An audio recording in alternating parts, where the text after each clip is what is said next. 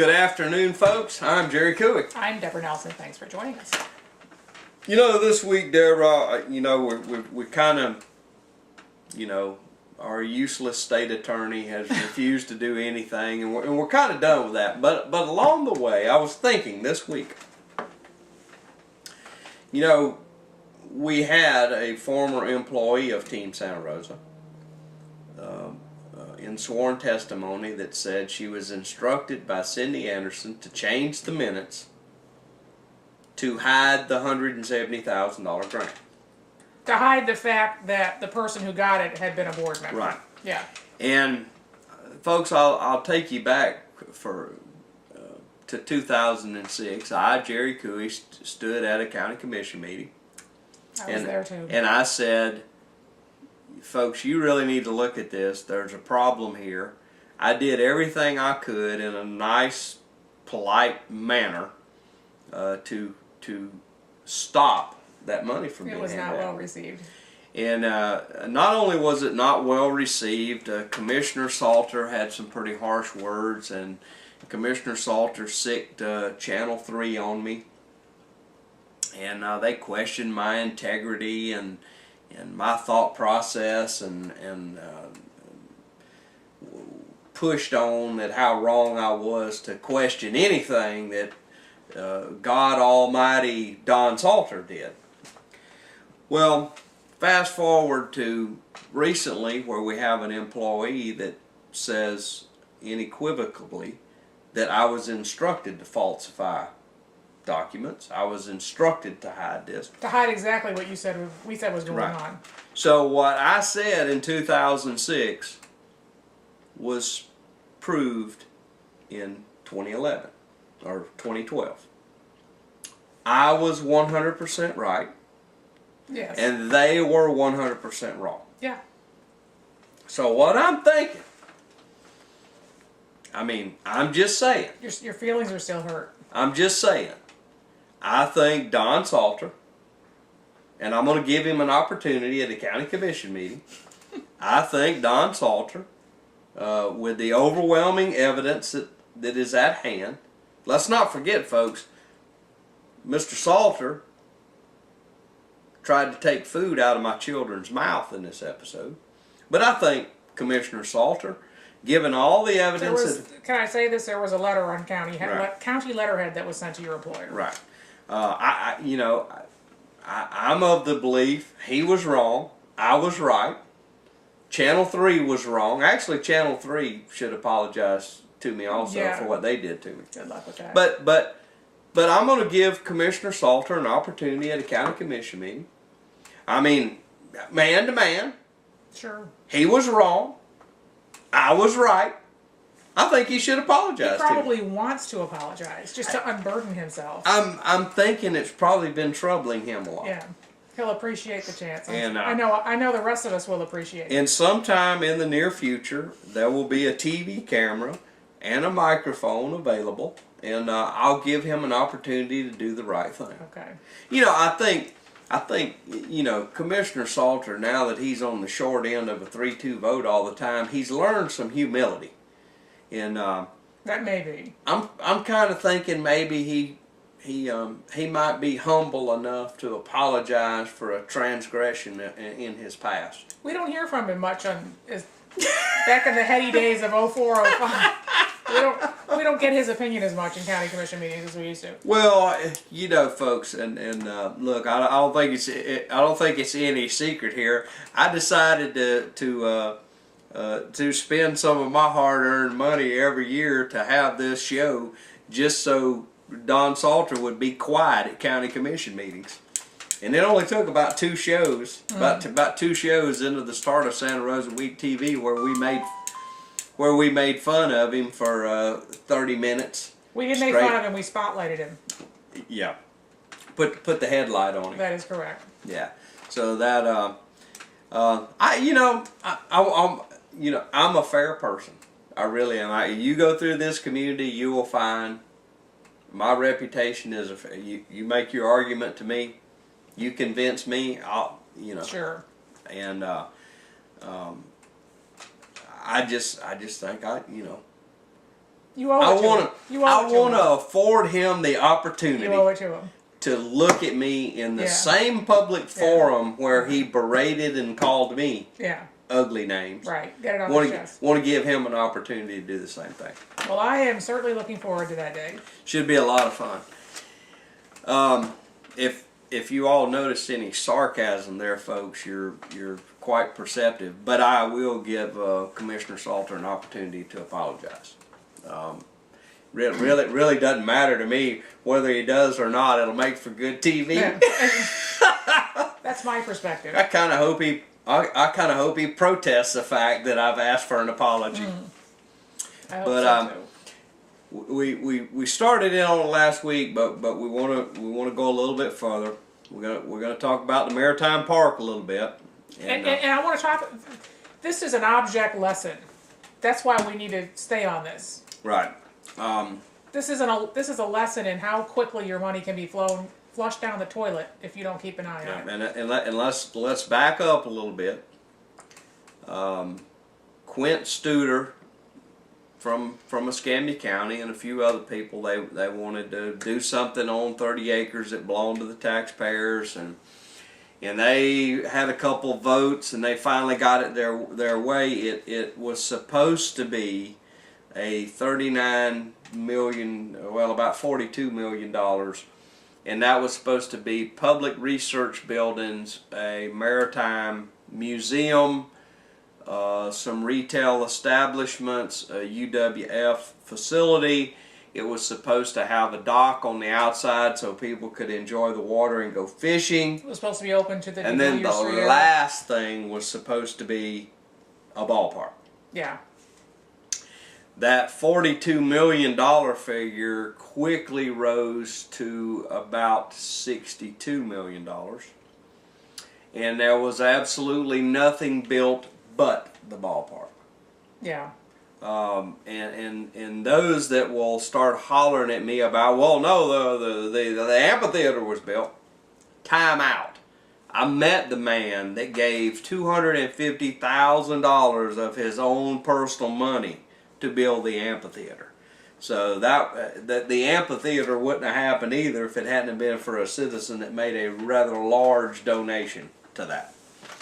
But the amphitheater is one thing that we want to talk about, and just to touch more on the finances.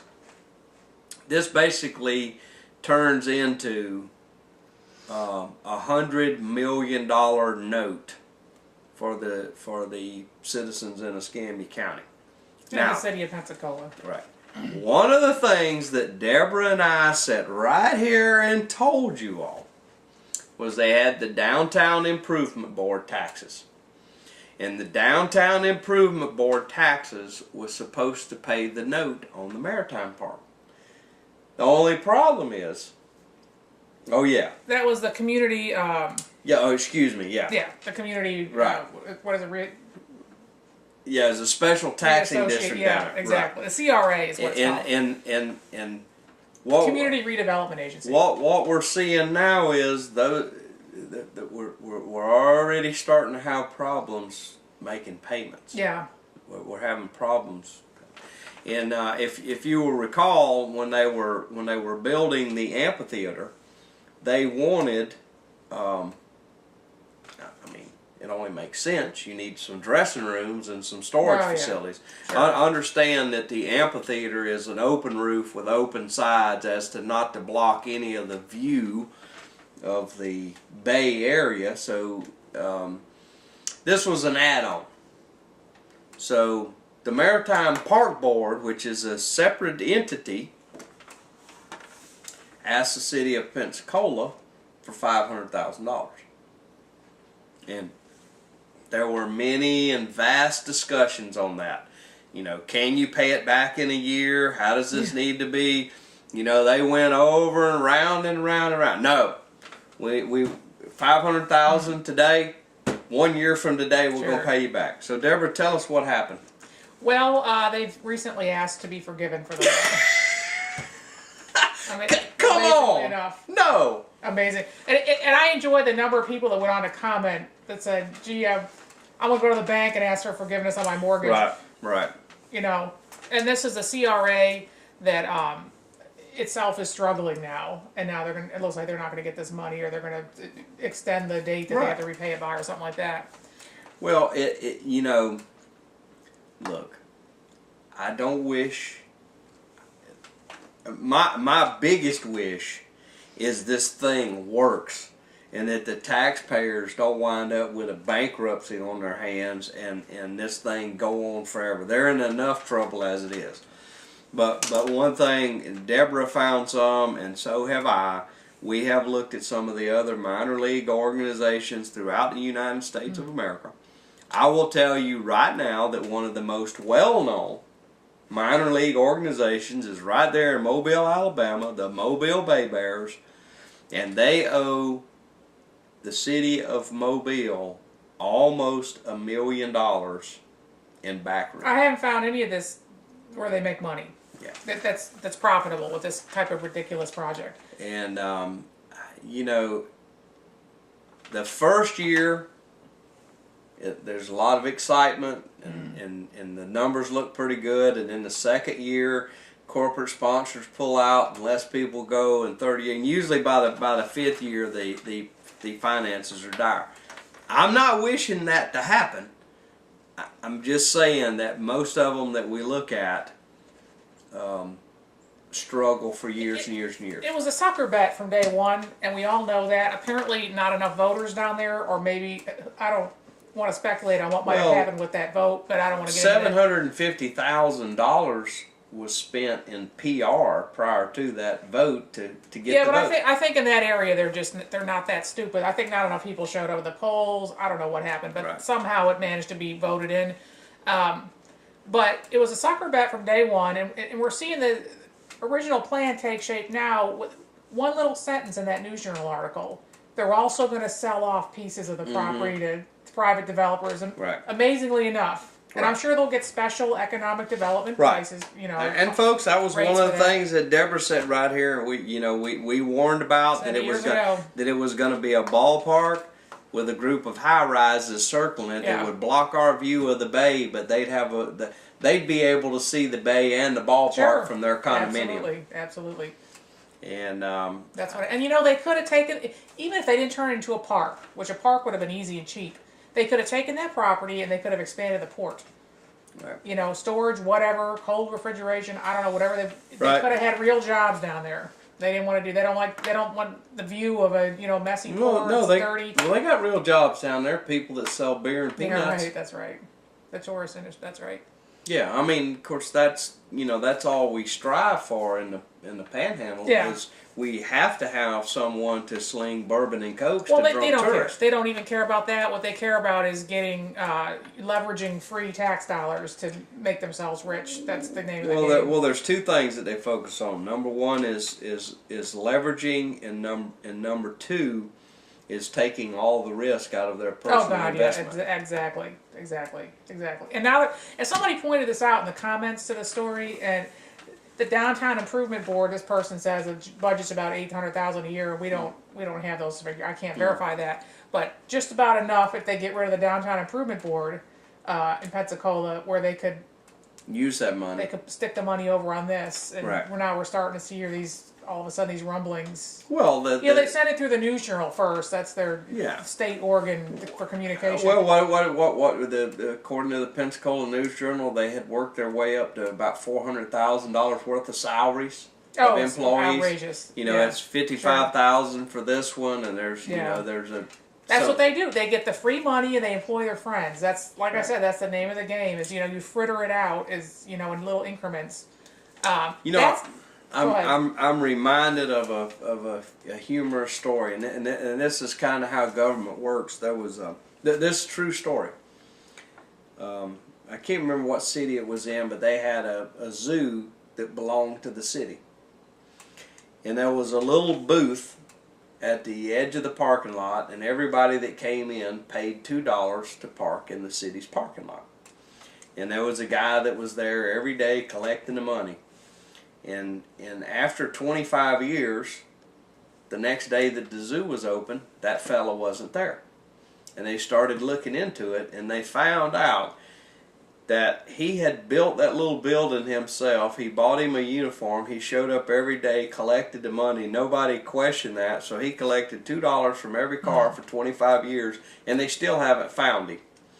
That's kind of what government does. It starts out with a small sum of money, and then they figure out a way to get a little more money, and then they hire their niece, nephew, cousin, or brother-in-law. And they just keep expanding from that, and the net result is they do absolutely nothing. Yeah. What does $400,000 worth of salaries in the Downtown Improvement Board do? It's utterly a leech system. I mean, they're and they've just raised these rates a couple years ago. I have a couple friends who live in that area who are livid. And some of them are, they're always talking about moving out because of the terrible taxes over there. But I mean, I can't imagine they expect anybody to live. There's a little tiny neighborhood where they have like 4 or 5 taxes, one piled on top of the other. Right. And what are the results? I mean, but here we go. Here is a put the taxpayers on the hook for $100 million. They borrow some extra money on top of that, and now they're asking to be forgiven. And, well, they want to be forgiven. Of course, the city still has to pay for it. And they're either going to have to start cannibalizing other stuff, declare bankruptcy, or we have our third option. This is our next subject that we want to bring up, and we're going to keep on this forever until every dime is spent. Yes, we are. And that's this restore money. Right. This from the oil spill. And this is, nobody knows how much BP is going to be fined. Next February, the hearings start. It's supposed to be in New Orleans. The estimate is between, I think it's $5 and $30 million, or billion. I'm sorry, dollars, or $5 to $20 billion in fines. Excuse me. Taking a number of $10 billion, assuming $10 billion in fines, and Okaloosa County actually has this breakdown on their website. Escambia would get $113 million. Right. And Santa Rosa County would get $43 million of free money, and that's from pot one. There's another couple pots. Most concerning, there's a third pot where there's no limit on the amount of overhead when they dole money out to economic development projects and stuff like that. All this money can be used towards economic development. That's the disturbing part. Right. But that's that's the potential that's out there for free money. And let's I want to get this on the record. Our commissioners for Santa Rosa County are very sensitive about this issue. Commissioner Lynchard was the commissioner that went repeatedly to Washington, D.C. and worked to have a coastal agreement. Otherwise, the federal government was going to, they would have found a way to keep all the money for the federal government, and they would have thrown it away. With that said, Commissioner Lynchard, our commission in general, is very sensitive about this. We have a group of volunteer citizens that have been chosen, combination of the commissioners. That's one of the requirements is they have to have public input sessions. Right, and in those public input sessions, it will be noticed meetings. It will be handled just as in the Sunshine Law of the state of Florida. There will be open meetings. The discussions will be open, and whatever comes out of that will be made public. The final decisions on how that money will be spent, the Board of County Commissioners, and we know the Board of County Commissioners are going to have public conversations about that. Yeah. This will be a series of recommendations from this citizen panel to the Board of County Commissioners. Now, I feel I'm okay at that point, but I do agree with Deborah that it can still get off the rails if we don't keep an eye on it. Well, we're going to trace every penny. We're certainly going to trace it in Santa Rosa County. We're going to trace it in Escambia County because some of it from Santa Rosa is going to try to migrate, I guarantee you, to the Pensacola Chamber of Commerce, and this Vision 2015 organization. Yeah. I think we'll probably try to keep an eye on Okaloosa just for entertainment purposes, because that's going to be. Well, I mean, they've had a series of using BP money of buying cars and all kind of other stuff, lottery tickets and Porsches and boats and I went to one of these public input sessions for this stuff. Right. This is Well, tell us, Yeah. tell our viewers. This was October. Tell our viewers what deep, intelligent questions you were asked. Yes, this was sponsored by the Chamber and Vision 2015, which ostensibly Santa Rosa County is a part of. Mm-hmm. There were, when I went to the meeting, they kept referencing these working sessions that they had previously, and I said, well, those weren't noticed. Right. I don't remember seeing a public announcement. And so, of course, our economic development, 2 employees who are now employed by Santa Rosa County are subject to sunshine law. So I went and asked them, well, did you attend those? And they said yes. I said, they weren't noticed. And the response is, well, we were guests. We were just there as guests. That doesn't matter. Yeah, well, I'm just telling you what happened. Doesn't matter whether it was a ham sandwich or not. I'm just telling you where we're starting off from. Right.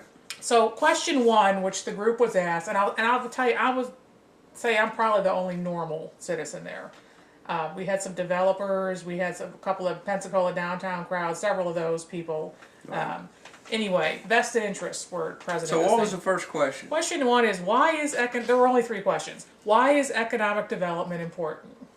Right. That was question 1. I handed a form in, but I didn't answer that one. Okay.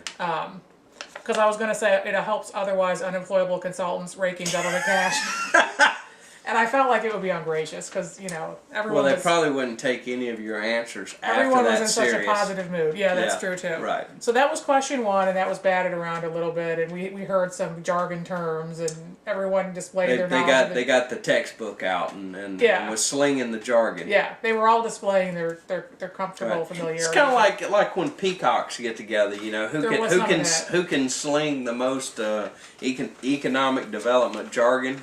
There was a little bit of that. So what's question number 2? Question 2, what are the best ways that the Greater Pensacola Chamber and its economic development allies can stimulate quality economic development within the Escambia-Santa Rosa region? The Chamber Economic Development budget is approximately $1.5 million per year, including staff and programs. Mm-hmm. My response, verbally and written, was open all records to public scrutiny, especially administrative overhead expenses. And then I asked them later. And you were worried about offending them with your first answer? Yeah.